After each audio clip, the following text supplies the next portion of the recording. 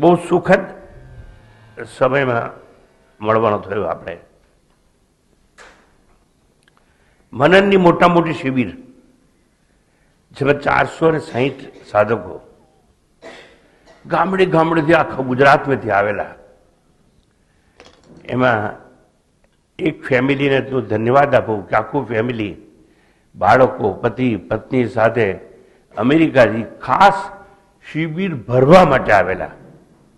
શિબિર શરૂ થઈ એ દિવસે પહોંચેલા અને શિબિર પૂરી થઈ એ સાંજે લોકોએ વિદાય લીધી. ભાગ્યે જ કોઈ આવું બને કે અમેરિકાથી શિબિર ભરવા માટે આવે અને એ કુસુમબેનના પૌત્ર એને એમનો વધુ હતા. એમને આપણે તાળીઓથી વધાવી લઈએ. અહીં કઈ રહેતા હે ને આપણી પાસે સમય નથી હોતો. જેને પૂછીએ એ એમ જ કહે મારે આ કામ છે, મારે આ કામ છે, મારે આ કામ છે, મારે આ કામ છે. મારે પ્રશ્ન કરવાનો છે. તમારે કહેજો એ ઇન્કમ ટેક્સની રેડ પડશે તો તમે કહેશો કે મારે આ કામ છે. એમના દૂધ ઊભા હશે તમે એવું કહેશો કે પ્લીઝ વેઇટ. એનો બોલાવો ક્યારે આવશે કોને ખબર. જે કરવાનું છે કરી લો. સમજાય તો સમજી લો, ન સમજાય તો ડૂબી મરો.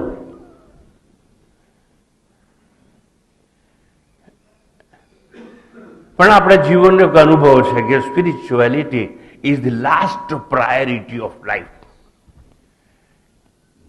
પહેલા ભોગ જોઈએ, પછી ધન જોઈએ, પછી પ્રતિષ્ઠા જોઈએ, પછી કીર્તિ જોઈએ. આટલું બધું મળી જાય અને તો સંતોષ ક્યાં છે આપણને? ચાલો, તમે બધા ખૂબ સપોર્ટ કર્યો મને એટલે હું આટલી મોટી શિબિર કરી શક્યો કે જેમાં 460 જણા હતા અને ખૂબ શાંતિપૂર્વક, કોઈ હોવા નહીં, કોઈ ઘોંઘાટ નહીં, કોઈ કમ્પ્લેન નહીં કે અમારે ત્યાં બાથરૂમમાં પાણી નથી આવતું, કોઈ એવું નથી કે અમારી વીજળીની લાઇટ ઉડી ગઈ છે. કારણ કે આપણે તો નાની સંસ્થા છે પણ તો કંઈ થયું નહીં, ઈશ્વર બધું પાર પાડ્યું. ખૂબ આનંદનો વિષય છે મારા માટે. અને એવી શિબિર પછી આજે વર્ગ નહોતો લેવાનો કારણ કે જરાક શરીર સાથ આપે એવું નહોતું. પણ મને લાગ્યું કે જવા દો, મારે તો બેસવાનું જ છે ને, બોલનાર તો બીજો છે, એ બોલશે. એટલે આવ્યો અને ઈશ્વરની કૃપા થઈ ગઈ. અને યાદ રાખવાનું, જીવનના દરેક કાર્યમાં કર્તૃત્વ જેને કહેવાય, now I am using technical terminology of Vedanta. કર્તૃત્વ જેને કહેવાય એ ઈશ્વરનું જ હોય છે. આપણે તો પેલા ગાડા નીચે ચાલતા કૂતરા જેવા છે. કુસુમબેન ગાય છે ને ઘણી વાર. શું ગાય છે? હું કરું એ જ અજ્ઞાનતા, શકટનો ભાર જેમ શ્વાન તાણે. આ નવી જનરેશન તો ક્યાં કશું ખબર પડવાની છે. અને વિદેશ ગયેલાને તો કોઈ દિવસ સમજાય જ નહીં. ગાડું, બળદ ગાડું ચાલતું હોય, અંદર માણસો બેઠેલા હોય, ઘાસ પૂળા હોય અને ધૂમ દીકતો હોય, બપોરનો તડકો હોય અને જે ઘરના માલિક હોય એમાં કૂતરો પાડ્યો હોય અને કૂતરો છે ને ગાર્ડન નીચે ચાલતો હોય. જેમ તમારી કાર હોય ને, 4 પરડા ઊંચી કાર હોય અને નીચે શેડ હોય, તો પેલા કૂતરાને તડકો ના લાગે ને એટલે કૂતરો ગાર્ડન નીચે ગાર્ડનની રફતારમાં ચાલતો હોય છે. પણ એ કૂતરો એવું માને છે કે આ ગાડાનો ભાર મેં ઉચક્યો છે. વિદેશીઓ ન સમજે માટે કહું છું. લિઝાર્ડ એટલે ગરોળી. આ ગરોળી ઊંધી જ ચાલે છે આમ ભીત ઉપર. પણ ગરોળી એવું માને છે કે આ સ્લેબ છે ને એ મેં ઉચક્યો છે. એ દશા છે આપણી. આપણે કંઈ જ ના કરી શકીએ. કર્તૃત્વ તો એનું જ છે અને એ જ કરે છે. મારે આવીને બેસવાનું, શું બોલવાનું એને ખબર, કેવી રીતે બોલવાનું એને ખબર. મારો ઉપયોગ છે I M nothing but transistor radio. એના દ્વારા અવાજ આવે. રેડિયો બોલતો નથી, એ તો લતા મંગેશકર મુંબઈથી ગાતી હોય છે. પણ આ ટ્રાન્ઝિસ્ટર છે દેર ઇઝ રિસીવિંગ સેટ અને પેલું ટ્રાન્સમીટર છે. અને મને મારા ટ્રાન્સમીટરમાં બહુ શ્રદ્ધા કે જવા દો, વર્ગ લઈ આજે આગળ.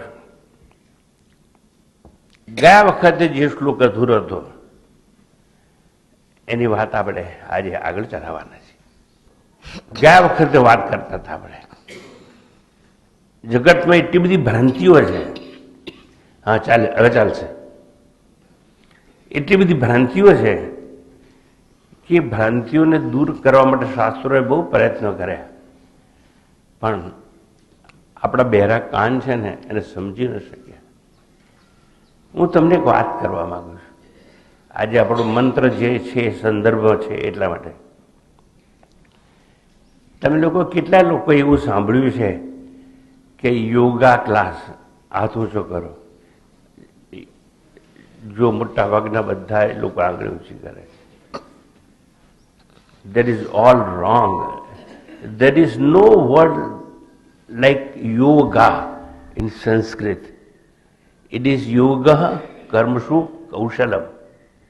યોગ છે, પણ થયું શું કે આપણા યોગીઓ, આપણા સાધુઓ, આપણા શિક્ષકો શીખવાડતા વિદેશ પહોંચી ગયા અને પેલા લોકોને તો બોલતા આવડે જ નહીં. એટલે એ લોકોએ પોપ્યુલર કર્યું યોગા યોગા.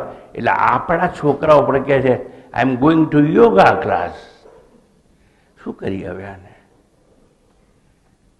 આ દેશની અને આપણી સંસ્કૃતિ આપણે કેવી રીતે બચાવી શકીશું?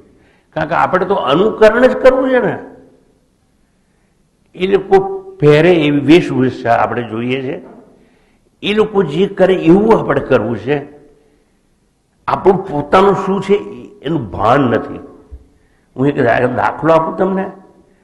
અમેરિકામાં જે નાસા છે ને એમાં 108 વૈજ્ઞાનિક ભારતના છે. એને કોઈ કળથી પાછા બોલાવીએ ને તો બંધ થઈ જાય. લંડનમાં 1500 ડૉક્ટર છે લંડનમાં, બધા અહીંના છે. એને કહીએ ને કે આવું પાછા લંડન બંધ થઈ જાય, બધી હોસ્પિટલો બેકાર થઈ જાય. આપણા જ છે ગયેલા, વિફરેલા અને બદલાઈ ગયેલા. એવી ભ્રાંતિ દૂર કરવા માટે આજનો આ મંત્ર ઉપનિષદમાં આવ્યો છે. જબરજસ્ત મંત્ર, જેની ચર્ચા આપણે અધૂરી રહી હતી કોઈ કારણસર, કારણ કે બહુ જ ગહન છે. આજે એના ઉપર હું પ્રકાશ પાડીશ અને ત્યારબાદ આપણે આગળ પણ જઈશું. તો સૌથી પહેલાં શાંતિ પાઠ કરીએ અને શાંતિ પાઠ બાદ એ મંત્ર ઉપર આપણે આવીશું. શાંતિ પાઠ. ઓમ સહનાવવતુ સહનૌ ભુનક્તુ સહ વીર્યં કરવાવહૈ તેજસ્વિનાવધીતમસ્તુ મા વિદ્વિષાવહૈ. ઓમ શાંતિ શાંતિ શાંતિ. હરિ ઓમ. શ્રી ગુરુભ્યો નમઃ. હરિ ઓમ. મંત્ર બોલાઈ દો. તામ યોગમિતિ મન્યન્તે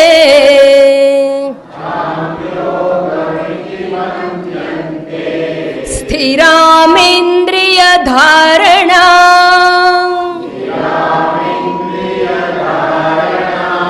અપ્રમત્તસ્તદા ભવતિ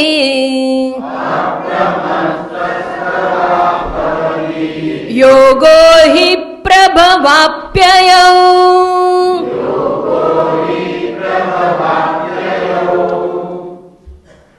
Now translation, word translation.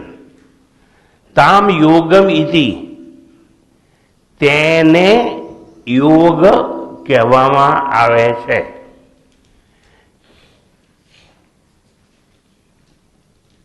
સ્થિરામ ઇન્દ્રિય ધારણામ, ઇન્દ્રિયોની સ્થિર ધારણાને.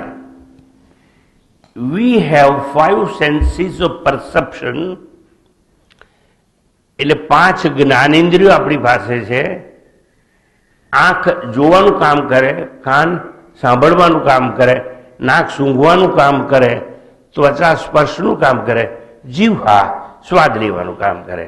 એવી 5 ઇન્દ્રિયો ભગવાને આપણને આલી છે, so that we can communicate with this universe, which is nothing but illusion.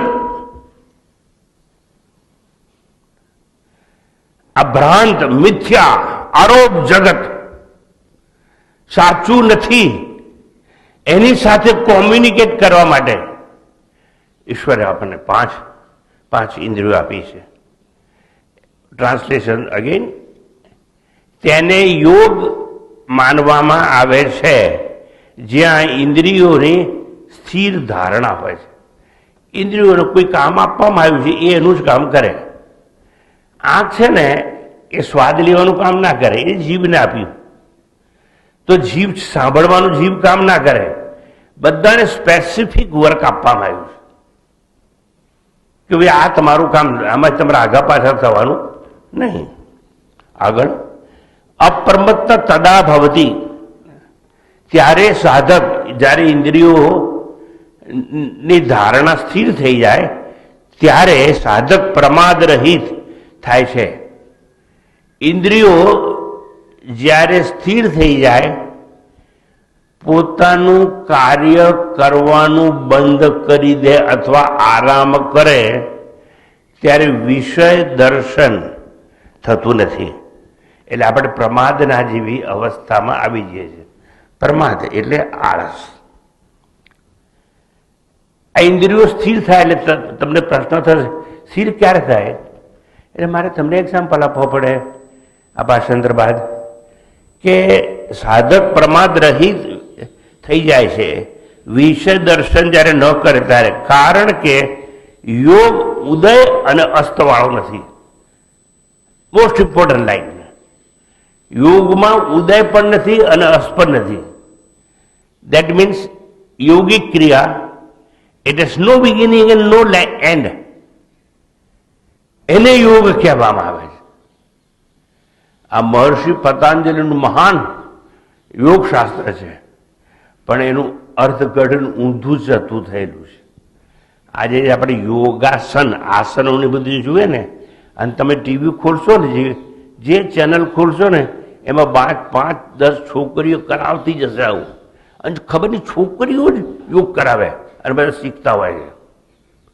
અને એ લોકોને એ ભાન નથી કે એટલી યંગ છોકરીઓ હોય છે કે એ જે બતાવે છે ને, એ મોટી ઉંમરના કે સિનિયર સિટીઝન એવું કરી શકે જ નહીં. It's all right. એક જમાનો હતો જ્યારે ઋષિમુનિઓ જંગલોમાં રહેતા હતા, એ લોકોએ મોર જોયો એટલે મયુરાસન કર્યું. સમજ્યા તમને? એ લોકોએ સાપ જોયો એટલે આમ વાળીને આમ ઊંચા સાપ જેવું આસન કર્યું. પ્રાણીઓને જોઈ અને એનું અનુકરણ કર્યું, અને વર્ષો સદીઓ પછી એ યોગમાં ખપી ગયું. આ યોગ છે ને, એટલે પેલા સાદો અર્થ કરી દઉં, એમાં ઉદય પણ ના હોય અને અસ્ત પણ ના હોય. ઉદય એટલે શરૂઆત અને અસ્ત એટલે એન્ડ. ક્યાં ગયા ખુશવંતભાઈ? ભાઈ આજે સારું છે કે તમારો મારો યોગ થયો અને સરસ ભજન તમે સંભળાવ્યું. હવે તમે શું સમજ્યા? યોગ એટલે મળવું. આપણે કહીએ છીએ ને ઘણી વાર, ભાઈ યોગાનો યોગ તમારો ભેટો થઈ ગયો, આપણે કોઈ બીજાને ઓળખતા નતા, પણ મારી આ ટ્રેનમાં ટિકિટ, તમારે બી આ ટ્રેનમાં, અને યોગાનો આપણે મળ્યા અને આપણે દોસ્તી થઈ ગઈ, અને હવે સંબંધ પણ થઈ ગયો. કેવી છે ઈશ્વરની કૃપા? એટલે શબ્દ પ્રયોગ યોગાનું યોગ. આ તમે જેટલા છો ને, એમાંથી કોઈ પણ મારું બ્લડ રિલેશનમાં નથી, એટલે મારું સગું નથી. એ કોઈ સગા અને કોઈ વાલા, પણ સગા હોય ને એ વાલા હોય નોટ નેસેસરી. ઘણી વાર આપણા બ્લડ રિલેશનમાં ના હોય, મિત્રો હોય ને એની સાથે વધારે લાંબો સમય હોય. દાખલો આપવો હોય તો કૃષ્ણ અને સુદામા. મારે તમને એટલું જ સમજાવવું છે ને કહેવું છે, આ યોગ શબ્દ આ કેવી રીતે આપણે વાપરીએ છીએ. એમ કે શાકવાળી, હું બજારમાં શાક લેવા જતો હતો, આ તો યોગાનું તું રસ્તામાં મળી ગઈ, એટલે હવે મારે માર્કેટમાં નહીં જવું પડે. સમજાય છે? આ યોગ શબ્દનો ઉપયોગ આપણે કરીએ. સાક્ષાત ભગવાન કૃષ્ણના મુખ્ય ઉપદેશ આ છે. યમરાજ આપણે એ જ વાત કરવાના છે. એટલે પહેલાં મેં તમને આ ભાષાંતર કહ્યું, માત્ર કહેવાય ગયું છે, છતાં સચોટ થાય માટે અને પૂરું કરીશ આજે. અને તમને કહી દઉં, તમે મોટી ઉંમરના છો, સિનિયર સિટીઝન છો, તમારે વચમાં ઊભા થવું પડે. જજો, બાથરૂમ જઈ અને પાછા આવજો. અને જો મોડું થાય તો આપ જઈ શકો છો. પરમિશન તમને આપી દીધી, કારણ કે આ મહત્વનો મંત્ર છે વાટે. તો હવે એનું ફ્રી ટ્રાન્સલેશન, મન, બુદ્ધિ અને ઇન્દ્રિયોની સ્થિર ધારણાનું નામ યોગ છે. યોગ એટલે શું? મન, બુદ્ધિ અને ઇન્દ્રિયો સ્થિર થઈ જાય એને યોગ કહેવામાં આવે છે. કે બધા એક સાથે મળી અને સ્થિર થઈ ગયા. સ્થિર થઈ ગયા એટલે એ લોકો કોઈ કામ કરતા નથી. કામ કરતા નથી એટલે they are at rest. એને યોગ કહેવામાં આવે છે. For example, now you are listening to me, you are in waking state. તમે સ્વપ્નમાં છો? ના. તો તમે ત્રીજી સ્થિતિમાં હોય, એનું નામ છે ડીપ સ્લીપ, એટલે સુષુપ્તિ. હવે હું તમને પૂછું, તમે જ્યારે ભર ઊંઘમાં હોય, ડીપ સ્લીપમાં હોય, ત્યારે આંખ જુએ છે ખરી? આંખ જુએ છે? હા, જોજો હો, બહુ ધ્યાનથી જવાબ આપજો મને. આંખ જોતી નથી. કાન સાંભળે છે? ના. જીભ સ્વાદ લે છે? ના. મન વિચાર કરે છે? ના. બુદ્ધિ કોઈ નવો નિર્ણય લે છે? ના. Why? They are at rest. એ બધા એકબીજાને મળી ગયા છે, એને યોગ કહેવામાં આવે છે. સમજ્યા? એટલે શું કહ્યું છે કે આ બધા છે એ પ્રમાદ રહિત સ્થિતિમાં થઈ જાય છે. એટલે એ લોકો કઈ કામ બામ કરતા નથી સુષુપ્તિની અંદર, અને સ્થિર ધારણાને પ્રાપ્ત કરે છે. પોતે સ્થિર થઈ ગયા. આંખ કહે છે કે 5-6 કલાક માટે મારે કંઈ જોવું નથી. કાન કહે છે, સાંભળજો બરાબર, કાન કહે છે મારે કંઈ સાંભળવું નથી. ક્યારે? ડીપ સ્લીપ વખતે, ફોર ધ ટાઈમ બિંગ. બધા એકબીજામાં મળી ગયા. ઇવન માઇન્ડ એન્ડ ઇન્ટેલેક્ટ મળી ગયા. દેટ ઇઝ યોગ.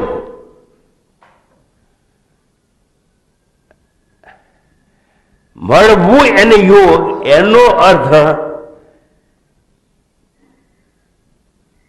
પતંજલિ યોગ ફિલોસોફી ઇઝ ડિફરન્ટ થિંગ. પણ યોગની ફિલોસોફી અને તત્વજ્ઞાન કોઈ શીખવાડતું નથી. પતંજલિ યોગમાં એક પોર્શન છે અષ્ટાંગ યોગ. અષ્ટાંગ યોગની અંદર એક નાનો ભાગ છે, એનું નામ છે આસનો. આ બસ આસનોનો બહુ પ્રચાર છે અત્યારે ભારતમાં અને વિદેશોમાં. અને યોગ કરવાથી આપણને કંઈ મળે? જેમ પેલી ઇન્દ્રિયો બધી મળી ગઈ એમ. હવે મળે કંઈ નહીં. ખરેખર યોગનો અર્થ આપણને સમજાયો નથી. માટે તો ફ્રી ટ્રાન્સલેશન કરીને કહી દઉં, મન, બુદ્ધિ, ઇન્દ્રિય સ્થિર ધારણાનું નામ યોગ છે. એવું યોગીઓ માને છે. તેવા યોગ સમયે સાધક વિષય દર્શન રૂપ પ્રમાદ રહિત થાય છે. વિષય દર્શન રૂપ એટલે આંખ રૂપને જોતી નથી, કાન છે એ શબ્દને સાંભળતા નથી, નાક કંઈ સૂંઘતું નથી, રસના એટલે જીભ સ્વાદ લેતી નથી. એટલે આવા બધા લોકો કોઈ કામ કરતા નથી, પોતપોતાના વિષયનું દર્શન કરતા નથી, એટલે એ લોકો પરમાર્થથી રહિત થઈ જાય. આવો યોગ ઉદય અસ્ત વાળો હોઈ શકે નહીં. જો યોગમાં એવું માનવામાં આવે કે યોગ કરવાથી ભગવાન મળે તો એ વસ્તુ ખોટી છે. મળે બળે કઈ નહીં. કારણ કે તમે સાંભળજો, એકદમ please land me your year. હું એવું કહેવા માંગુ છું, તમે આંખો બંધ કરી અને ચૂપચાપ આમ બેઠા એટલે તમે યોગ શરૂ કર્યો. ટીચર આવશે, યોગા ટીચર તમને કહેશે પલાટી વાળો, એક હાથના આંગળા બીજા હાથના આંગળા બંધ કરો, સીધા બેસો, કમર સીધી, ગરદન સીધી. કમર સીધી, ગરદન સીધી, fingers interlock, that is all possible. પણ તમારું મન સીધું એવું કોઈ શીખવાડી શકે નહીં. તમે જ્યારે બેસો છો ને ત્યારે તમે બેઠા છો યોગ કરવા માટે, પણ મન તો ક્યાં ને ક્યાં વિહાર કરતું હોય. અત્યારે હું તને બેસાડી દઉં તરત તમને વિચાર આવે કે હું ઘરને તાળું માર્યા વગર આવ્યો છું કે ભૂલી ગયો છું, અને જો ઘર ખુલ્લું હશે ભૂલમાં તો શું શું થશે. હવે તમે એ વિચાર કર્યો એટલે તમે અહીં યોગાસનમાં જ્યાં છો ત્યાં નથી, તમે બીજે છો. એટલે આ બરોબર સમજવા જેવી વાત છે. એવી ધારણા છે કે યોગ કરવાથી ભગવાન મળે, કંઈક મળે. હા, યોગ કરવાથી નો ડાઉટ અમુક ડિઝીઝ છે, રોગ છે, એમાંથી થોડી રાહત મળી શકે છે, પણ કંઈ ભગવાન ભગવાન મળે એવું બધું હોતું નથી. અને એવું કહ્યું, કમર સીધી, ગરદન સીધી, સ્થિરમ સુખમ આસનમ, એ લોકોનો શ્લોક છે. સ્થિરમ સુખમ આસનમ, આસન સ્થિર હોવું જોઈએ. આસન નહીં, સુખ સ્થિર હોવું જોઈએ. ધારો કે મારે યોગ કરવાનો થોડોક હું હાંકો બેસું ને એટલે કોઈ યોગાસન ના કરી શકું એવું નહીં. મારું માઇન્ડ પરમાત્મામાં લાગવાનું છે. અહીંયા તમારું શરીર પરમાત્મા જોડે નથી જોડવાનું. હું તો તમને કહું છું, તમે બેસો ને બે પગ લાંબા કરીને પણ તમારું મન ચિત્ત એકાગ્ર થાય, ચિત્ત પરમાત્મામાં જાય તો યોગ કહેવાય. બે ટાંટિયા ભેગા કરવા એવું જ નહીં. પછી બધા શીખવાડે અઠયોગમાં આસનો કરો, પછી એક પગ ઉપર પછી બીજો ચડાવો, બીજો પગ ચડે નહીં તો શું કરે? પણ કીધું ગુરુજીએ એટલે જબરદસ્તી તે ટાંટિયો ઉચકીને ચડાવી તો દીધો. પછી યોગનો ક્લાસ પૂરો થઈ ગયો એટલે પેલો છોકરો કહે છે કે ગુરુજી ક્રેન મંગાવો ને, કેમ? ટાંટિયો નીચે ઉતારો હોય. આ જબરદસ્તી થઈ. આ જબરદસ્તીથી પગ ઉપર ચડાયો હોય તો તમે વિચારો, તમારું મન પગનો દુખાવો હોય ત્યાં જાય કે બીજે જાય? જબરજસ્તીથી આમ પકડાઈ દીધું હોય, દુખે પછી બધું મન ત્યાં જાય. આ મનને ઈશ્વર સાથે કનેક્શન કરવાની વાત આખી છે. ચાલો હું શોર્ટમાં મારા આગળ જવું છું. માટે યોગ એટલે મળવું એવો અર્થ લેવો હોય તો એ લેવાય, પણ ખરેખર તત્વજ્ઞાનમાં as far as philosophical interpretation, યોગ એટલે વિયોગ એવું કૃષ્ણ પરમાત્માએ જાહેર કરેલું છે. હું બતાવીશ. તમારો યોગ તો થયેલો જ છે, જો પહેલાં આપણે યોગ એટલે મળવું, બરાબર? તમે મને મળ્યા, તમે વર્ગમાં આવ્યા, આવું તમને સાંભળવા મળે છે એટલે યોગ થયેલો છે.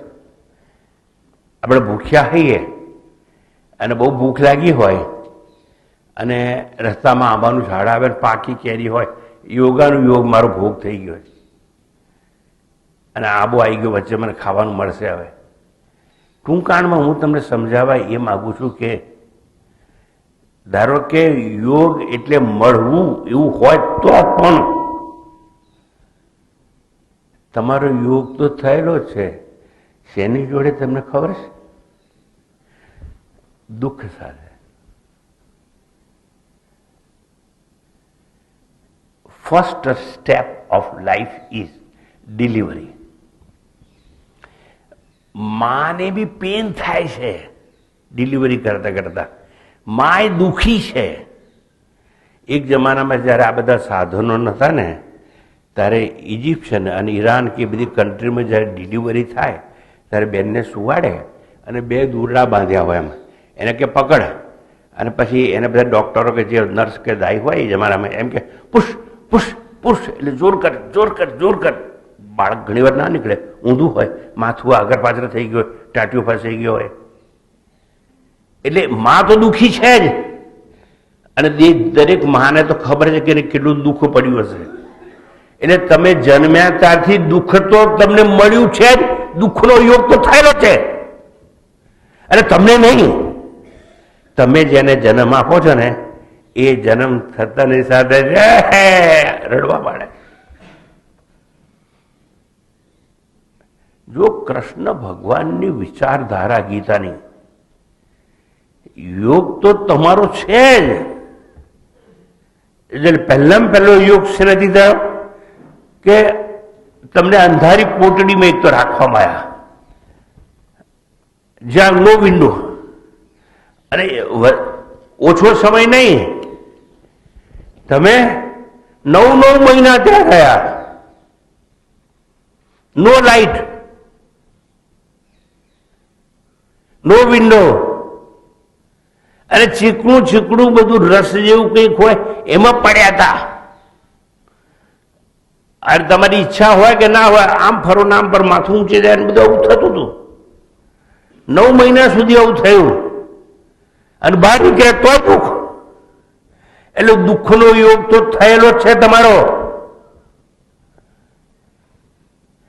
ઊંધા માથે લટકતા હતા, એમાં ઓછું હોય તો તમે ઘરમાં 9 મહિના જ્યાં રહ્યા ને તો ગુલાબનું અત્તર નહોતું, ત્યાં તો મળમૂત્રની નજીક અને મળમૂત્રની સુવાસ હતી. દુઃખ તો પહેલેથી જ હતું તમને, દુઃખનો યોગ થયેલો છે. હવે ખબર નથી તમારે કયો યોગ શીખવો છે. પછી જન્મ્યા એટલે રડવાનું ચાલુ, એટલે દુઃખનો યોગ તો છે જ. ચલો જવા દો, આગળ વાત. પછી તમારી જન્મ થઈ ગયો, મોટા થયા તમે, અને તમે કંઈક કર્મ લોકો શીખવાડ્યું, આ કામ કરો આ કામ કરો. સ્કૂલમાં ગયા, શિક્ષક કહ્યું આમ કરો, આવડે નહીં, 2 ફૂટપટ્ટી મારી. ફૂટપટ્ટી ના મારે તો નવા જમાનામાં વડે નહીં તો શું કે તમને ગ્રેડ ઓછો આપીશું, એટલે પછી ઓછા ગ્રેડ વાળું લઈ અને મા બાપ થાય એટલે મા બાપ વડે. એટલે દુઃખ તો છે જ યાર પહેલેથી જ. મોટા થઈ કર્મનું ફળ એનાથી મોટા થયા, પછી કર્મ કર્યું એમાં સફળતા ના મળી, પરીક્ષા આપી પણ નાપાસ થયા. નાપાસ થયા એટલે દુઃખ થયું. એટલે દુઃખનો યોગ તો છે જ નથી. પાસ થયા છીએ, પાસ તો થયા, પણ પછી બાપાએ પૂછ્યું કેટલા ટકા આવ્યા છે, તો કે હું તો ખાલી છે ને કોઈ ઓફિસમાં ક્લાર્ક બની શકું. કેમ? મારા એટલા ટકા નથી આવ્યા કે મને મેડિસિનમાં એડમિશન મળે, મારા એટલા ટકા નથી કોઈ એન્જિનિયર બની શકું. તારે ભણ્યો શું તું? આ તારા બાપે કમાઈ પરસ્યો પડીને તારે ભણવા મોકલીને પૈસા ભેગા નતા તોય કર્યા. હવે જા સાલા ક્લાર્ક બન, આખી જિંદગી ઢહેલો કૂટ.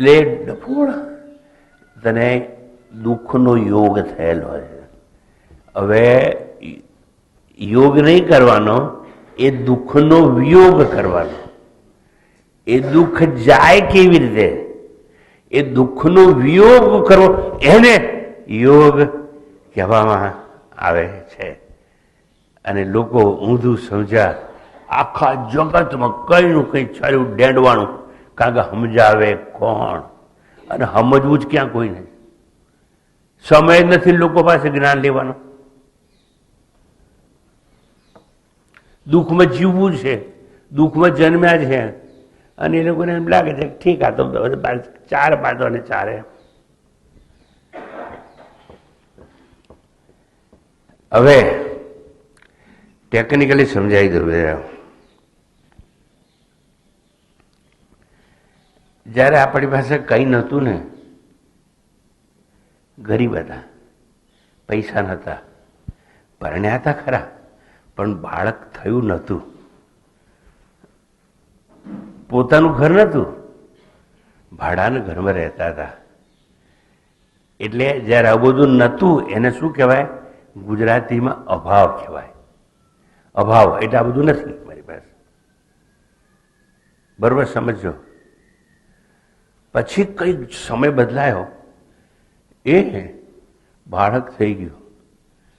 હા, હવે મારે વધારે કમાવવું પડશે ને, એને નિશાળે મૂકવો પડશે ને, અને સારી સ્કૂલમાં તે એડમિશન મળશે જ નહીં. એ લોકો તો ડોનેશન માગશે, અને એ ડોનેશન તો મારી પાસે છે જ નહીં. તો કે ઊંધું ચતું ગમે ખોટું કામ કરીને એકવાર છોકરાને ગમે ત્યાં ઉછીના પૈસા લઈને સારી નિશાળમાં મૂકવો.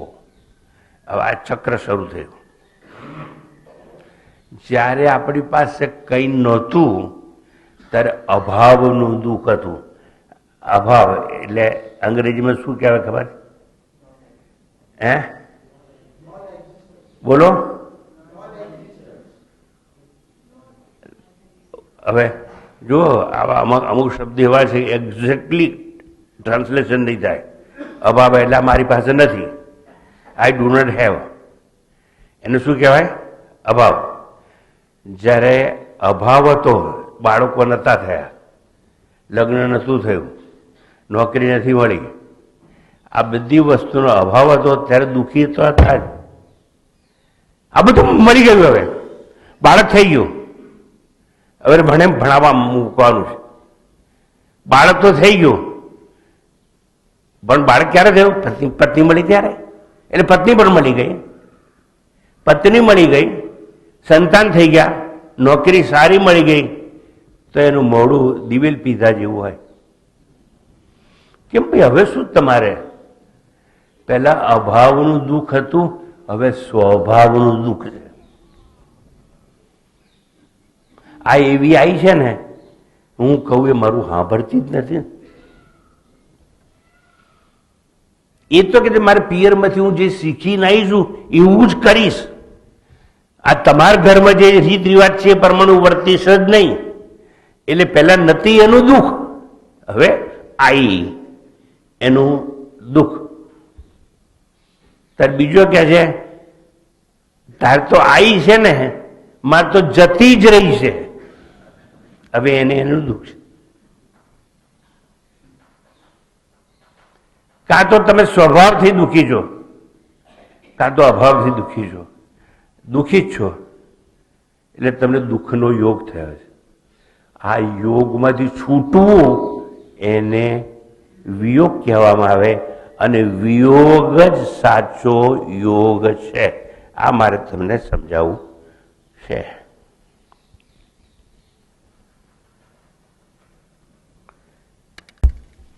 ઘણી વાર જીવનના તાદ્રશ્ય દ્રશ્યો જોઉં છું ને, ત્યારે મને ઘણી વાર થાય છે, ઘણી વાર તમને કહ્યું છે, તમારી પાસે જો બહુ પૈસા હશે ને તો તમારા બાળકો માટે તમે નર્સ રાખો છો. બહુ પૈસા હોય ને એ લોકો બાળકોના ઉછેર માટે આયા રાખે છે. એટલે આયા જ બધું શીખવે, કારણ કે બેન નાઇટ ક્લબમાં જઈને મોડા આવ્યા હોય, ધનાડે પૈસા બહુ હોય. હવે એ બાળકો કોની પાસે ઉછેરાયા છે? આયા પાસે. હું તમને સત્ય કહું છું, એને કોના સંસ્કાર મળવાના? માના નહીં, આયાના સંસ્કાર. આયાના સંસ્કારમાં ઉછરેલા બાળકો મોટા થાય ને, અને પછી વિદેશ જાય, અમેરિકા જાય, ઇંગ્લેન્ડ જાય, ડોલર, ગાડાના પૈડા જેવો ડોલર દેખાતો હોય, ભેગા ખૂબ કર્યા હોય. પણ અમેરિકાની એક થિયરી છે, હાયર એન્ડ ફાયર. અમેરિકામાં તમને એવું કે નોકરી મળી એટલે તમને કાયમ રાખે એવું નહીં. આજે નોકરી આપે, પગાર સારો અને કાલ કાઢી મૂકે એ લોકો. અને ત્યાંની સરકારમાં એવું કંઈ નથી, કાઢી મૂકે. તો હાયર એન્ડ ફાયર. ઓકે, હવે મારે તમને સમજાવવું એ છે કે જે મા બાપે બહુ પૈસાવાળા, અને ભગવાન ત્યાંથી મને બહુ અનુભવ, હું આખી દુનિયામાં પ્રવચન કરું છું અને મોટા મોટા ધનાઢ્ય લોકોને ત્યાં જોઉં છું તો સ્કૂલે મૂકવા પેલી આયા જાય, છોકરાને લેવા માટે આયા જાય, રિસેસમાં ટિફિન લઈને આયા જાય. માવાને તો પડી જ નથી, કારણ કે બહુ સુખ અને બહુ પૈસા મળ્યા. હીરાની પર્સ લટકાઈને ફરતી જ હોય. અને માયા આજે આયા ઉછેરાતા છોકરા હોય ને જે ઘરમાં, એની બધી બાયડો છે ને મોટા મોટા મોલમાં ફરતી જોવા મળે, બીજે ના મળે. એનું સરનામું મોલ હોય. હવે શું થાય તમને કહું, થોડો સમય વીતે છે ને એટલે પછી આયા પાસે ઉછરેલા એ સંસ્કાર લીધેલા છોકરાઓ મા બાપને ઘરડા ઘરમાં મૂકી આવે. વિદેશોમાં આવી વ્યવસ્થા છે કે નહીં એ મને ખબર નથી. ભારતમાં ઘરડા ઘર છે અને ઘરડા ઘરમાં મૂકી આવે, પૈસા આપે, ઘરડા ઘરવાળા રાખે, કરે. પછી એનાથી પૈસાવાળા હોય એ 5 સ્ટાર હોટલમાં સ્પેશિયલ રૂમ રાખી અને મા બાપને રાખે, અને નર્સો બધી એ સેવા કરતી હોય, એર કન્ડિશન હોય, બધું જ હોય. પછી છોકરાઓ અમેરિકાથી, ઇંગ્લેન્ડથી, ક્યાંથી આવ્યા હોય ખબર કાઢવા, અને પછી ગગા તો આવી ગયો, ખ્યાલ બા કે હું આવ્યો ગગા, એ ગગા. એટલે આ છોકરો જે અમેરિકા કે ઇંગ્લેન્ડથી આવ્યો છે ને એ પેલી નર્સને પૂછે છે, નર્સને પૂછે છે આ શું કહે છે, નર્સને પૂછે છે કે આ શું કહે છે. એ રાક્ષસ, તું નાનો હતો ને, ગૌમૂત્રતા હતી, સાફ થતા નતા ને, તને બોલતા નતું આવડતું ને, તારે આ છોકરો જે ગરગલિંગ, એને ગરગલિંગ કહેવાય, નાનો હોય ત્યારે એના વોકલ કોર્ડ છે ને તૈયાર ના થયા હોય એટલે બાળકો કઈ બોલ બોલ કરે એટલે, પણ એની માં સમજી જાય ત્યારે ખાવું છે અને દૂધ પીવું છે અને અહીંથી ઘોડિયામાંથી બહાર કાઢો. એટલે જયારે પેલો સૂટેડ બૂટેડ અમેરિકા જઈને છોકરો હોસ્પિટલમાં ઉભો હોય છે ને, નર્સને પૂછે છે કે આ શું કહે છે. એ તું નાનો હતો ને ત્યારે તું જે બોલતો હતો ને એ આ બધું જ સમજતી હતી માં. હવે એ શું બોલે છે તું નર્સને પૂછે છે. ધિક્કાર છે તને, તારે જન્મને. આ સંસ્કૃતિ આપણી બદલાયેલી છે. મારે એટલું જ આ દુઃખ છે એ તો તમને મળેલું છે, એનો વિયોગ કરો, છુટકારો કરો, એને યોગ કહેવાય. વાસ્તવમાં દુઃખના વિયોગ રૂપી જે યોગ છે તેને જ યોગમ ઇતિ મન્યતે, સંસ્કૃતમાં બોલું છું, યોગમ ઇતિ મન્યતે એવું કહેવામાં આવે છે. હવે અત્યાર સુધી મેં વાત કરી એટલે બેકગ્રાઉન્ડ તૈયાર કર્યું, તમે કંઈ સમજો એટલા માટે. Now I am coming to the point.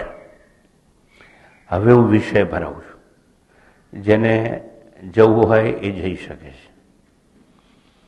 Bathroom જવા ઊભા થવું તો શરમ વગર જઈને પાછા આવી શકે છે. બેકગ્રાઉન્ડ તૈયાર કર્યું મેં. એક સિદ્ધાંત છે ફિગર એન્ડ ગ્રાઉન્ડ. જો બેકગ્રાઉન્ડ તૈયાર ના હોય તો કોઈ વસ્તુ સમજાય નહીં. ગ્રાઉન્ડ એટલે બ્લેક બોર્ડ. બ્લેક બોર્ડ ઉપર વ્હાઇટ ચોક જોઈએ. બ્લેક બોર્ડ ઉપર બ્લેક ચોકથી લખાય ડાય. અને એ ક્લેરિટી માટે ક્રોમેટિક એક્રોમેટિક કલર્સ વાપરવામાં આવે. એટલે સ્કૂલોમાં અને કોલેજોમાં બ્લેક બોર્ડ એટલે બ્લેક હોય અને વ્હાઇટ ચોક હોય. એવી તૈયારી મેં કરી નાખી છે અને હવે હું આગળ છું. ભગવદ્ ગીતામાં કૃષ્ણ ભગવાને કહ્યું, તમ વિદ્યાત દુઃખ સંયોગ વિયોગ યોગ સંગીતમ. તે દુઃખના નિરોધને, દુઃખ તો છે જીવનમાં, એ દુઃખના નિરોધને અર્થાત સંસાર રૂપી સંયોગથી જે વિયોગ છે એને યોગ નામની સંજ્ઞા આપવામાં આવી છે. દુઃખ તો મળ્યું છે ને, હવે દુઃખથી વિયોગ કરવાનો. વિયોગ એટલે છૂટવાનું, એટલે દૂર થવાનું, એટલે દુઃખને નાબૂદ કરવાનું, એટલે દુઃખનો નાશ કરવાનો, એટલે દુઃખનો બાદ કરવાનો. એવું કરી શકો એને યોગ કહેવામાં આવે. આ આસનો વાળો છે નહીં, બટ આઈ એમ રિફરિંગ યોગ ફિલોસોફી મહર્ષિ પતંજલિની. ફિલોસોફી જુદી વસ્તુ છે અને એનો એક ભાગ છે એનો અત્યારે પ્રચાર થાય છે, અને એ પણ યોગા યોગા એવું કહીને. અને આપણે ત્યાં પણ વોટ શબ્દ બોલવું હોય તો સાઉથ ઇન્ડિયામાં જાય તો વાટ કહેશે. વાટ વાટ વાટ યાર ટોકિંગ, એવું વાટ વાટ નહીં, વોટ કહેવાય. શું કરીએ આપણે? આ મારે તમને સમજાવવું એટલું છે કે યોગની અવસ્થામાં આત્મા અવિદ્યાજન્ય સર્વ આરોપથી મુક્ત હોય છે. યોગની અવસ્થામાં એટલે ખરેખર જો યોગ કરીએ તો અવિદ્યાજન્ય એટલે અજ્ઞાનજન્ય જેટલા જેટલા આપણા પર આરોપ થયા છે ને એનાથી આપણે દૂર થઈએ છીએ. એને યોગ કહેવાય.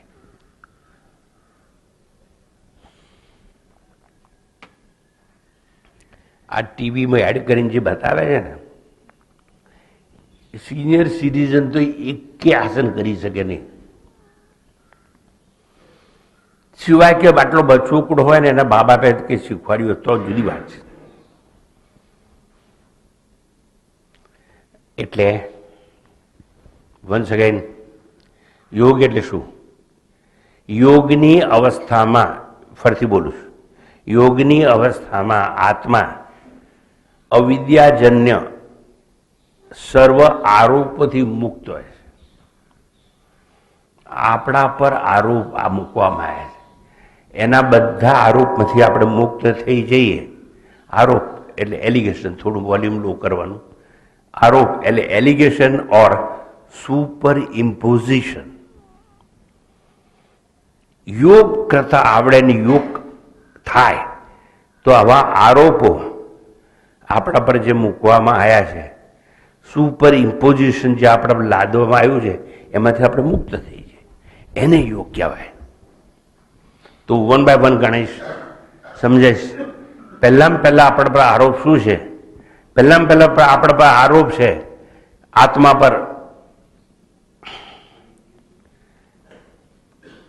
કે હું સુખી છું, હું દુઃખી છું. જુઓ, તમે એટલે કોણ? અંદર આત્મા છે? તો કે ના, હું સુખી છું, દુઃખી છું. સુખી કે દુઃખી હોય એ મન કહેવાય. મન સુખી પણ થાય અને મન દુઃખી પણ થાય. આપણે મન નથી, આપણે તો મનનું અધિષ્ઠાન છીએ, સબસ્ટ્રેટમ જેને કહેવાય. અને આપણા પર આરોપ મૂકવામાં આવ્યો કે આપણે મન છીએ. એટલે મન છીએ એટલે મન શંકા કરે, અને શંકા દૂર થાય એ મન શ્રદ્ધા પણ ઊભી કરે. એટલા માટે કહેવાયું શ્રદ્ધાવાન લભતે જ્ઞાનમ. આપણે મન નથી ભાઈ, મનના સાક્ષી છીએ.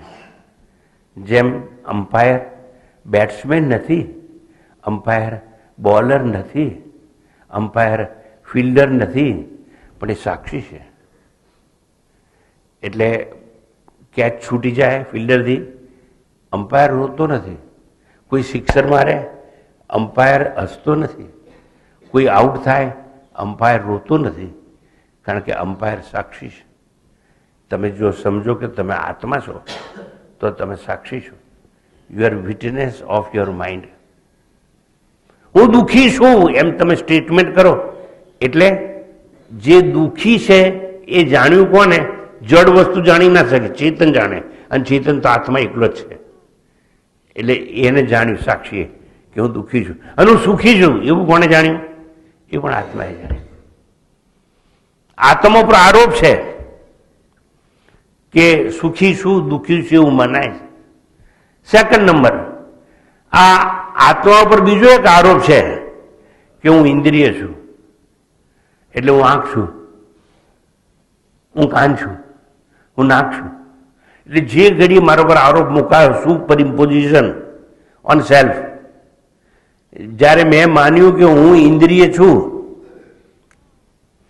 ધારો કે હું આંખ છું, તો વોટ એ બ્યુટી, આ મને મળે તો કેવું સારું, પણ મારી પાસે ક્યાં પૈસા છે?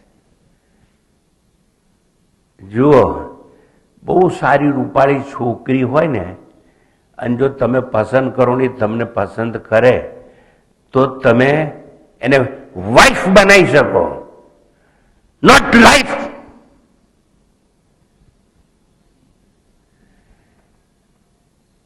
There are so many things which is open to choice, so many things which is not open to choice.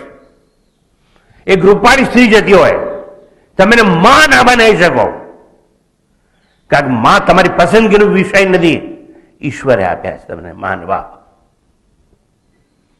એટલે કોઈ દિવસ એવું ના કહેતા કે મારા બાપ જોડે કે મારી મા જોડે મારે બનતું નથી, તમે ક્રૂર છો જો એવું કહેશો તો. એ ભગવાને આપ્યા છે આપણને. That is none of our choice. હા, પ્રેમ કરીને છોકરી જોડે લગ્ન કરીને એને પત્ની બનાવી શકાય, કાર ખરીદી શકાય, સૂટ ખરીદી શકાય, બંગલો ખરીદી શકાય, બધું ખરીદી શકાય, માન બાપ ના ખરીદી શકાય. હવે જ્યારે હું ઇન્દ્રિયોની વાત કરું છું ત્યારે સમજાવવા માંગુ છું કે આપણે ઇન્દ્રિય છીએ નહીં, પણ આપણા પર આરોપ છે. એટલે આપણે કહ્યું હું આંખ છું, જો નક્કી કર્યું હું આંખ છું તો આંખ તો રૂપની પાછળ દોડે, એમાં કઈ નવાઈ નહીં, કારણ કે આંખનો વિષય રૂપ છે. એવી રીતે જયારે તમે માન્યું હું કાન છું એટલે ક્લાસિકલ મ્યુઝિક સાંભળવાનું મન થાય, ટીવી સાંભળવાનું મન થાય, આવું થાય. તમે ઇન્દ્રિયો છો, સાંભળજો, તો જેટલી ઇન્દ્રિયો છે ઇન્દ્રિયોનો ભોગ કરવાનું મન થાય. પણ ક્ષણવાર વિચાર કરો કોઈ ઇન્દ્રિયોને સાક્ષી છું. હું શું સમજાવું છું? યોગ શબ્દ સમજાવું છું. એટલે તમારો ઇન્દ્રિયો જોડે યોગ થયો, મન જોડે યોગ થયો તો સુખી દુઃખી, ઇન્દ્રિયો જોડે યોગ થશે તો ભોગી થશો. પૈસા છે, હા, આપણે ક્યાં કમી છે? જો સાંભળ ને, આજે આપણે ઘેર નહીં ખાવાનું, કેવા રવિવાર છે, આપણે તો રેસ્ટોરન્ટમાં જવાનું 5 સ્ટારમાં. પણ છે ને, હું સાચું કહું, તમે સમજતા નથી, પણ ત્યાં છે ને ફૂટપાથ ઉપર લાઈનમાં ઉભા રહેવું પડે. અરે લાઈનમાં ઉભા રહેવું પડે, શું થઈ ગયું? આપણે ઓર્ડર આપીને કેવા બધું લોકો લઈને આવે છે, પણ એ બધું ભેળસેળ વાળું સારું ના હોય. હવે તો તારા બાપને ઘેર જઈને શીખીને આવી કહેજે ને, મને શીખવાડે જ બાજી, ચાલ રવિવારે નહીં રાંધવાનું, આપણે હોટલમાં જવાનું. આ તમારી જીભ કહે છે. જે આરોપ છે ને, સુપર ઇમ્પોઝિશન, એની ડિમાન્ડ છે, એટલે જીભને ભોગ કરવો છે. હું સમજાવું છું, સમજો. જો તમે માન્યું કે હું ઇન્દ્રિય છું, કે હું સચ્ચિદ આનંદ આત્મા છું, એવું તમે સમજવા માંગતા નથી, તમારી પાસે ટાઈમ નથી. એવી ક્રૂરતા તમે વર્યા છો કે ભગવાન is the last priority of life. આ ભણું તે ભણું, આ ડિગ્રીનું પેલી ડિગ્રીનું, પૈસા કમાવું, પ્રેસ્ટીજ કમાવું, ભગવાન ભગવાન છેલ્લે. જયારે હું ગયડો થઈ જઈશ ને, જયારે મને મોતીઓ આવશે ને, જયારે મારે ચલાશે નહીં ને, ટાંચા લબડતા હશે ને, પગ ગરબા ગાતા હશે ને, તારે કોક વાર કોક મંદિરમાં એ કોઈ ધક્કો મારીને લઈ જશે તોય જઈશ ને દર્શન કરીશ. હારું તને મંદિરમાં તમે લાયા છે, હવે તું મંત્ર તો તારા મોડે બોલ. ના ના, તારે કોઈ બોલે છે સાંભળીશ ને. મારી ભાઈ ક્યાં છે મંત્ર બોલવાનો ટાઈમ? કારણ કે મેં પહેલે ગોખ્યો જ નથી. વન્ડરફુલ. તમે કોણ છો એ નથી સમજતા, એટલે તમારા પર જે આરોપ છે ને તમે તમારા માન્યા છે. આરોપ એટલે સુપર ઇમ્પોઝિશન. એટલે તમે જો ઇન્દ્રિય તમને માનશો તો તમે ભોગી છો એવું તમારે કબૂલ કરવું પડશે. તમે બોલશો જ, કેમ કે એ બી વાણી બી ઇન્દ્રિય છે, એ કર્મેન્દ્રિયમાં આવે. એટલે ઘણા લોકોને બહુ બોલ બોલ બોલ આપણે જો સાચું કહું છું તમને, તમે ટેલિફોન ઉપાડશો ને, એક માણસ એવું મળશે કે તમને એમ થાય ક્યારે બંધ કરે સાલો લપીઓ 9:15 ને 5. એનું સાંભળવું જ પડે તમારે. કારણ ખબર તમને? પેલો ગયડો થઈ ગયો, પેલો એકલો પડી ગયો છે, એની જોડે ઘરમાં વાત કરનાર કોઈ નથી.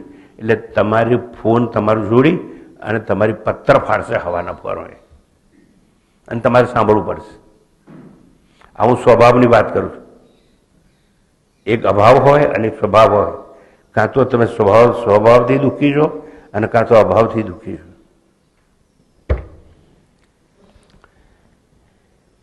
બીજા બધા આરોપો તમને સમજાવું છું. આત્મા પર દેહનો આરોપ.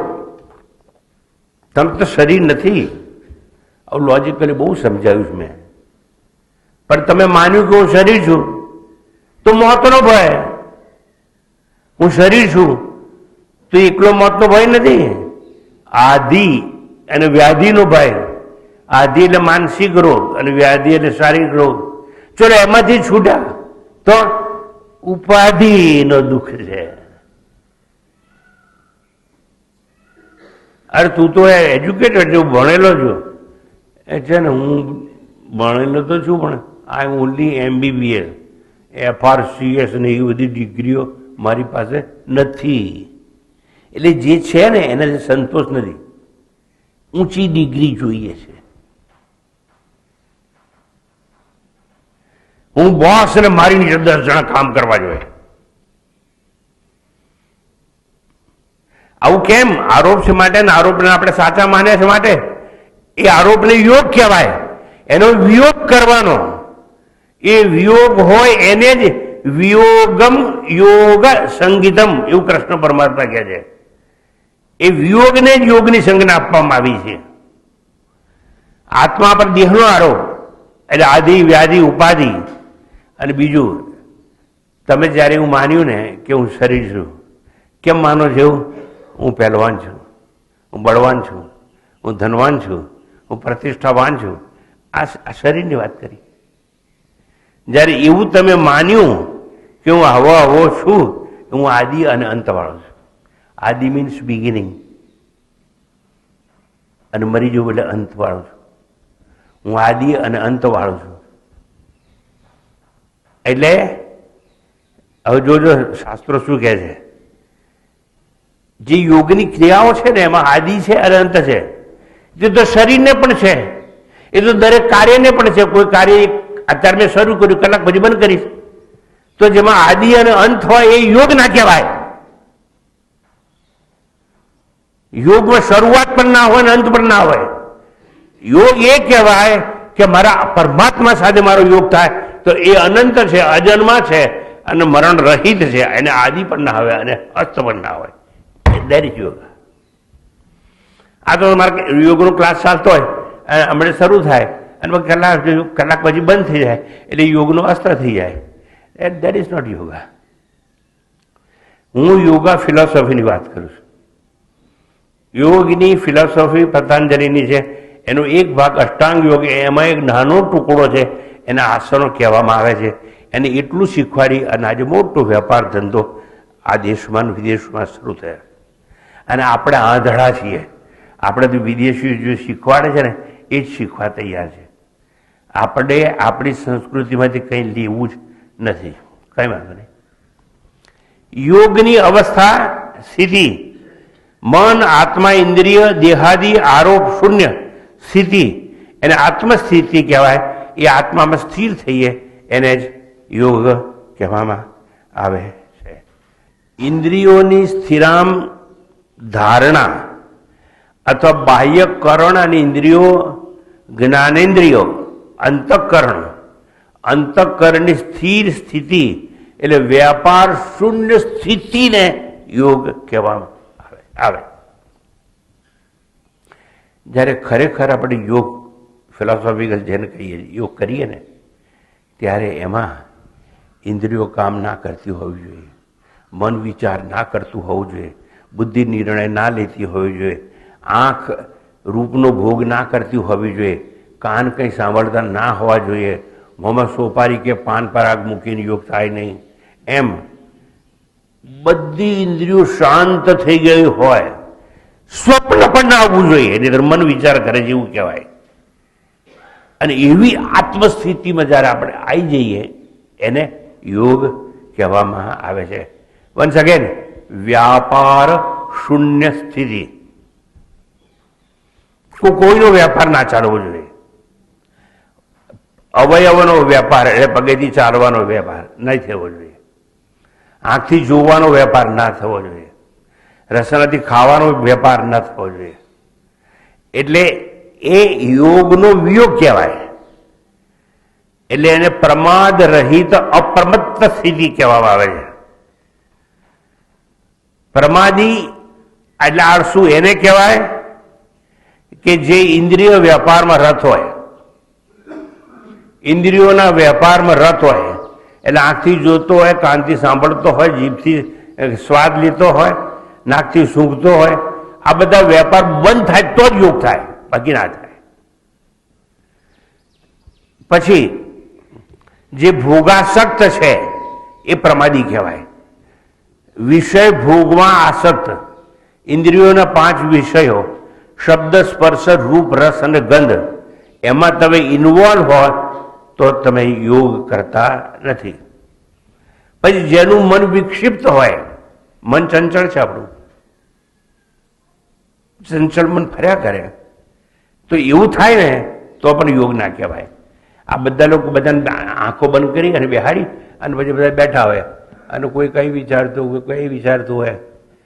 શેનો વિચાર કરવાનો છે એ જ લોકોને આવડતું ના હોય. કોઈનો વિચાર નહીં કરવાનો, કારણ કે પરમાત્મા વિચાર નથી, વિચારનો સાક્ષી છે. પરમાત્મા ભોગ નથી, ભોગનું સાક્ષી છે. પરમાત્મા નિર્ણય લેતો નથી, નિર્ણય લેનાર બુદ્ધિનો સાક્ષી છે. અને એ સાક્ષી હું છું એવું જ્યારે ઘટે જીવનમાં ત્યારે યોગ પ્રાપ્ત થાય. અને એવો યોગ એક જ વાર પ્રાપ્ત થાય જીવનમાં, પછી કલ્યાણ જ કલ્યાણ છે. આત્મદર્શનમાં પ્રમાદ છે. યોગીમાં પ્રવૃત્ત યોગી પ્રમાદ રહિત થઈ બને છે, એને અપ્રમત્ત કહેવામાં આવે છે. જે અપ્રમત્ત હોય એને જ યોગી કહેવામાં આવે છે. હવે છેલ્લી લાઈન તમને છોડી દેવા માટે. આમ વેદાંતના જ્ઞાનમાં આત્મવિચાર ચિંતન મનનથી સૂક્ષ્મ બુદ્ધિના વિવેકથી યોગ પૂર્વે જ ઇન્દ્રિય વિષયનું મિથ્યાત્વ અનિત્યત્વ જાણી દુઃખરૂપી વિષયોનો વિયોગરૂપી યોગ પ્રાપ્ત થાય છે. આ ખરેખર યોગ પ્રાપ્ત થાય ક્યારે? આ બધું છૂટે ક્યારે? જો આ બધાનું મિથ્યાત્વ સમજાય ત્યારે, આ બધાનું અનિત્યત્વ સમજાય ત્યારે એની મેળે છોડી જાય. દાખલા તરીકે બીચ ઉપર ચાલતા હતા અને એક છોકરા જોયું કઈ ચમકે છે એટલે લઈ લીધું. પછી એના મિત્રોને કહે તમે તારે આગળ જાઓ ને, અરે ચાલ ને તમે જાઓ ને, આવું છું 5 મિનિટ, હું જઈને આવું છું, તમે આગળ જાઓ. પેલી ચમકતી વસ્તુ ઉપાડી તો લીધી એને, પછી પાછળ જઈ અને જ્યાં યુરિનલ હતું ત્યાં ગયો, આમ જોયું, એટલે આ તો છીપલી છે યાર, મેં તો ચાંદી સમજી અને ઉપાડેલી. છીપલી છે એવું જ્ઞાન થતાની સાથે જ હાથમાંથી છીપલી સરી પડી. એનો ત્યાગ કરવાનો ના હોય. ત્યાગ એ ક્રિયા છે. કેરી પાકી જાય ને એટલે પોતાની મેળે પડી જાય, એને પથ્થર મારવાની જરૂર નથી, પણ કાચી હોય ત્યાં સુધી પથ્થર મારવો પડે. એમ તમે જીવનની પરિપક્વતામાં આવશો યોગ સિદ્ધ થઈ જશે. પણ યોગની પરિપક્વતામાં આવવા માટે સાક્ષી બનવું પડે. હું આત્મા છું, સચ્ચિદાનંદ છું, હું આવ્યો નથી, જવાનું નહીં, હું જન્મ્યો નથી, હું મરવાનું નહીં. હું તો આ બધાને જડ વસ્તુને ચેતના આપું છું. આપણે આટલા મહાન છીએ અને આપણને ખબર નથી કે સમજણ ના પડી એવી વાત છે બધી. એટલે ટૂંકમાં વિષયનું અનિત્યત્વ અથવા વિષયનું મિથ્યાત્વ જ્યાં સુધી નહીં સમજાય ત્યાં સુધી વસ્તુ છૂટશે નહીં. શંકરાચાર્યજીએ સ્તોત્રમાં ભજ ગોવિંદમાં સરસ કહ્યું છે, વયસી ગતે કામ વિકાર શુષ્કે નીરે ખાસાર. વયસી ગતે કામ વિકાર. તમે ઘરડા થઈ જશો ને 90 વર્ષ પછી કોઈ છોકરી સામે જોવાનું મન થશે જ નહીં. રૂપની પાછળ તમે જશો જ નહીં, કારણ કે તમારી ઇન્દ્રિયો કામ જ નથી કરતી ભોગ કરવા માટે. હવે એટલે વયસી ગતે કામ વિકાર અને શુષ્કે નીરે કાસાર. તળાવનું પાણી સુકાઈ જાય ને તળાવ ના કહેવાય. અને નષ્ટે દ્રવ્ય પરિવારો. આપણે ત્યાં કહેવત છે કે નાણાં વિનાનો ના થયો અને નાણે નાતા લાલ. તમે પૈસે ટકે સમાપ્ત થઈ જશો ને કોઈ તમારી સામે જોશે નહીં, એટલું યાદ રાખજો. મારી પાસે કંઈ જ નથી અને છતાં મને સંતોષ છે, એ યોગ છે. કારણ કે છે તો બધું નષ્ટ છે, નાશ પામનારું છે, એ બધું મિથ્યા છે એવું સમજાવવું જોઈએ. જે મંધારામાં દેખાયો પેલો સાપ બેટરી મારી, ક્યાં ગયો ક્યાં ગયો હમણાં જોવો તો, એટલે ભાઈ હતો જ નહીં ને યાર. પણ તો હું લાકડીને ફાનસ લેવા દોડ્યો કેમ? એ મૂર્ખ તને દેખાયો તો. હવે તું બેટરી લાવ્યો છે, બેટરી છે, ફાનસ છે, હવે ક્યાં ગયો? પણ દેખાયો હતો પણ સાચો નહોતો, એને મિથ્યા કહેવાય. એમ આખું જગત દેખાય છે ખરું, સત્ય નથી. એ જ્યારે તમને સમજાશે ત્યારે તમારું પરમ કલ્યાણ થઈ જશે. પછી મારે બોલવા નહીં આવવું પડે, તમારે સાંભળવા નહીં આવવું પડે. પણ એવું સમજાયું નથી ને. આપણને તો સાપ સાચો જ લાગે છે. હું એક તમને ચૂંથાયેલી વાત ગમે નહીં તો એક વાત કરું. તમે જ્યારે હાઈવે પર ડ્રાઈવ કરો છો, ડ્રાઈવરની બાજુમાં ફર્સ્ટ સીટમાં બેઠા છો, તો ઘણીવાર ઉનાળામાં દૂર દૂર સડક ઉપર પાણી દેખાય છે કે નહીં? હા કે ના કહો? There is known is Miraj water દેખાય છે ને. પણ એ કાર ત્યાં જાય છે ત્યારે છાંટા ઉડે છે તો પાણી ક્યાં ગયું? હતું નહીં પણ દેખાઈ ગયું. એમ આ તમને બધાને તમે જેમાં સુખ શોધો છો ને એ મિરાજ વોટર છે નહીં, દેખાય છે, એની પાછળ તમે દોડો છો.